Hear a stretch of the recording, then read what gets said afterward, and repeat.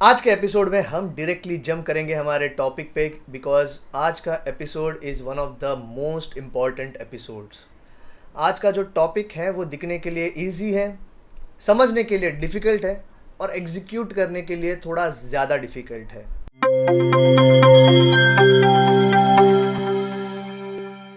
मेरा नाम है Sushil Atre and welcome to my channel जिसका नाम है एंकर सुशील अत्रे। आज का टॉपिक है importance of inflection in public speaking, मतलब शब्दों को मोड़ने का महत्व। तो चलिए आगे बढ़ते हैं। Subscribe now and press the bell icon. Never miss an update. अरे आगे बढ़ने से पहले मुझे ये सीरीज़ बनाते वक्त जब कभी भी कुछ टेक्निकल एडवाइस की ज़रूरत पड़ी है तब मुझे हेल्प की है मेरे एक दोस्त जिनका नाम है क्षितिज। क्षितिज एक प्रोफेशनल साउंड इंजीनियर हैं जिन्होंने कई सारे फिल्म्स, शॉर्ट फिल्म्स और एनिमेटेड फिल्म्स और एड फिल्म्स में बतौर साउंड इंजीनियर काम किया हुआ है। अगर आपको उनका काम देखना है तो उनका यूट्यूब लिंक मैंने डिस्क्रिप्शन में दिया हुआ है। Guys do check out his work. तो चलिए अब जानते हैं what is inflection in public speaking. एक भाषा की अभिव्यक्ति मतलब एक्सप्रेसिवनेस द्विगुणित हो जाता है जब आप बड़ी सादगी के साथ अपने वोकल टोन्स में बारीकी से बदलाव करते हो। ये जो बदलाव आप करते हो उसे इन्फ्लेक्शन कहा जा सकता है। अब ये इन्फ्लेक्शन का कॉन्सेप्ट क्लियरली समझने के लिए आपको कुछ चीज़ें पहले से समझनी है जो हमने पिछले एपिसोड्स में कवर की है।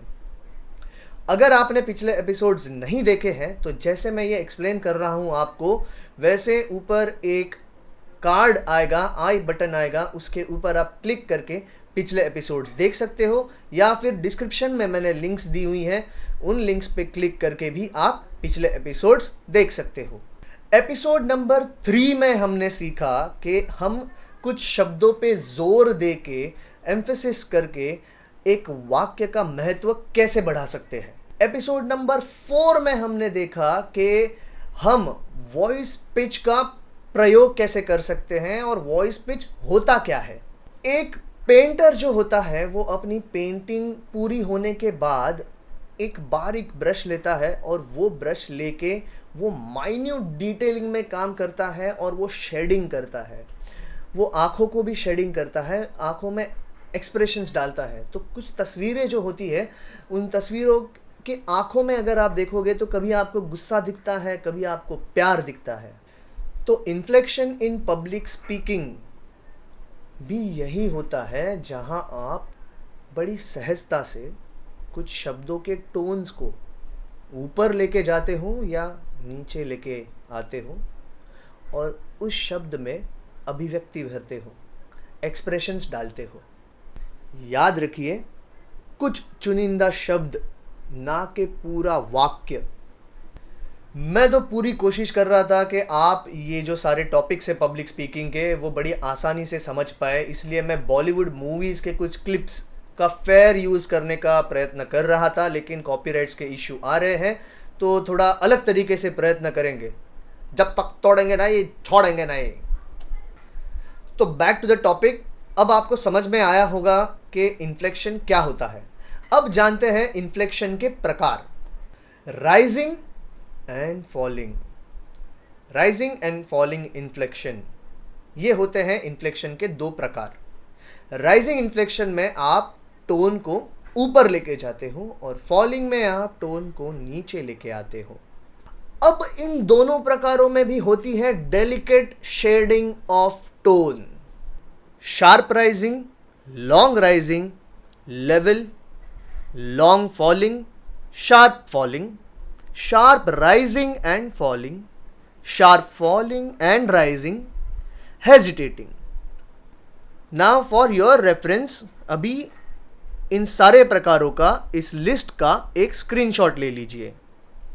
जैसे आप एक प्याज माने ऑनियन के लेयर्स निकालते बैठ सकते हो, वैसे ही आप अपने थॉट्स को शेडिंग देते ही रह सकते हो। तो जैसे कि मैंने आपको बताया कि ये जो इन्फ्लेक्शन है वो सीखने का एक 3 स्टेप मंत्रा है जो मैं आपको बताने वाला हूँ। इस मंत्रा की पहली स्टेप है ऑब्जर्व। आपके सराउंडिंग में जो कुछ भी चल रहा है उसे आप थोड़ा ध्यान देकर सुनिए, ऑब्जर्व कीजिए। सबसे आसान एग्जाम्पल अगर देना है तो खुद का ही एग्जाम्पल ले लेते हैं, सराउंडिंग तो बाद में आती है। हम सब कोई एक दो शब्द होते हैं जिनका सबसे ज़्यादा इस्तेमाल करते हैं, तो ऐसा ही एक शब्द है जो मैं बहुत बार यूज़ करता हूँ, सीरियसली। अब मैं सीरियसली इस शब्द को राइजिंग इन्फ्लेक्शन के साथ बोलूँगा, सीरियसली। अब मैं इसी शब्द को फॉलिंग इन्फ्लेक्शन के साथ बोलूँगा, सीरियसली। अब मैं इसे हेजिटेटिंग के साथ बोलूँगा, सीरियसली।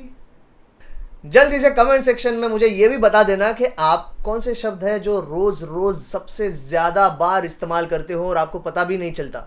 अब तीनों वक्त इसका एक्सप्रेशन बदल गया। हमने क्या किया, हमने बस शब्द की लय बदली। तो ये जो सारी चीज़ें होती है वो आप कॉन्शियसली ऑब्जर्व कीजिए। आप एक ही शब्द पूरे दिन में आपको समझ में भी नहीं आता, लेकिन आप बहुत बार अलग अलग तरीके से उस शब्द का इस्तेमाल करते हो।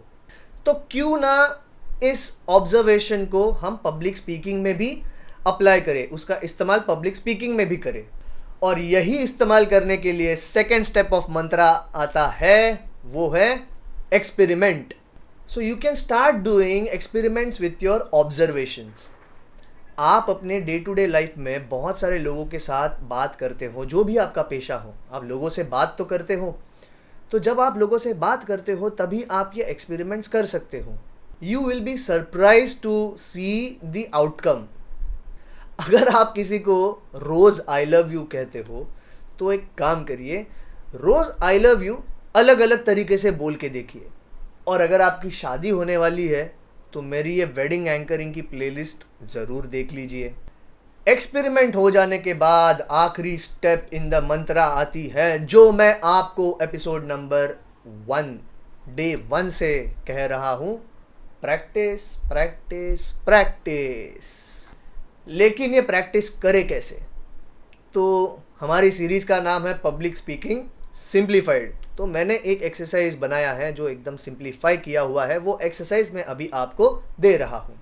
मैं अभी 3 शब्द अलग अलग तरीके से बोलूँगा और हर बार बीच में पॉज लूँगा।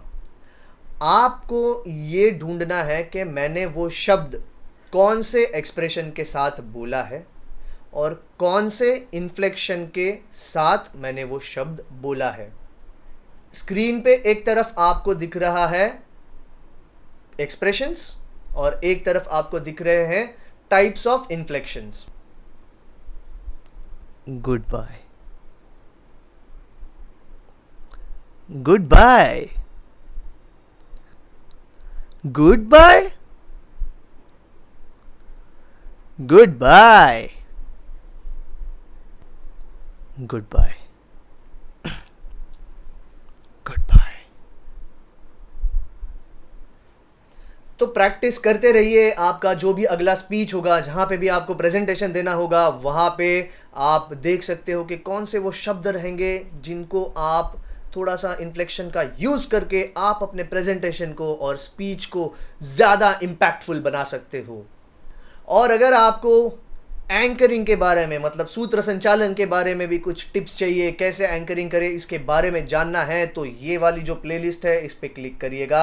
अगर आपको आजकल वर्चुअल इवेंट्स बहुत होते हैं, जूम पार्टीज़ होती है, तो जूम पार्टीज़ होस्ट करने के वक्त आपको अगर कुछ गेम्स खिलाने हैं उनको और उसके बारे में अगर आपको जानना है तो इस वाली प्लेलिस्ट पे क्लिक करिएगा। और इतनी मेहनत कर रहा हूँ मैं, थोड़ी हौसला अफजाई भी तो कर दीजिए। चैनल को अगर आपने अभी तक सब्सक्राइब नहीं किया है तो यहाँ पे चैनल को सब्सक्राइब भी कर देना। जाइए जाइए प्रैक्टिस करिए। और आज मैं आपको बंगाली में अलविदा कहूँगा, बिदाइया।